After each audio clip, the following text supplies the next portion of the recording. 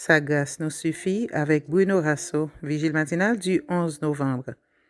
Il n'est pas nécessaire d'applaudir. Pour toi, dis ce qui est conforme à la saine doctrine. Tite 2, verset 1er.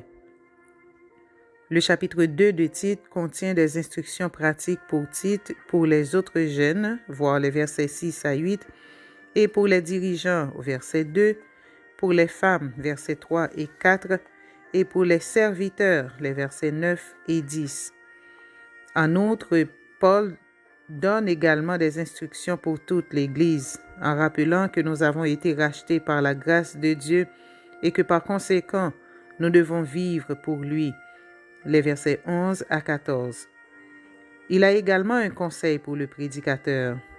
Il doit enseigner la vraie doctrine, encourager et reprendre avec autorité. Verset 15. L'Église du Christ n'est pas composée de personnes parfaites qui ne manquent jamais à l'appel. Elle est formée de personnes en profonde communion avec Dieu, ayant des relations saines, zélées pour la défense de la vérité et l'accomplissement de la mission, prêtes à payer le prix de la cause, grandissant et mûrissant chaque jour par la grâce de Dieu. Les pionniers qui sont venus en Amérique du Sud possédaient un puissant mélange de ces ingrédients avec lesquels Paul a exhorté Tite et l'Église de Crète. Le pasteur Francisco Westphal a été le premier pasteur adventiste en Amérique du Sud. Il a fondé la première église à la périphérie de Crespo, en Argentine, le 9 septembre 1894. Il s'est ensuite rendu au Brésil, établissant des croyants dans différentes localités et créant la première église adventiste de ce pays à Gaspar Alto, le 8 juin 1895. Il a ensuite roulé pendant des heures jusqu'au port d'Itaje, a donné le peu d'argent dont il disposait pour aider un compagnon dans le besoin et a fait un long voyage en bateau pour rentrer à Buenos Aires, voyageant en 3e classe, c'est-à-dire là où les lits n'avaient pas de matelas.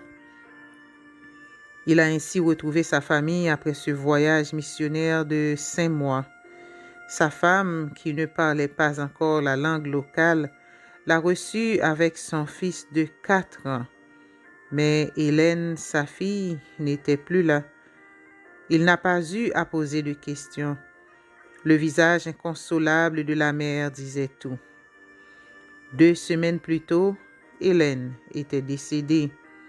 La jeune fille avait contracté la rougeole, suivie de la scarlatine. Les lettres contenant ces nouvelles n'étaient jamais parvenues au pasteur. La mère a enterré sa fille au cimetière de la Chacarita, lieu réservé aux étrangers.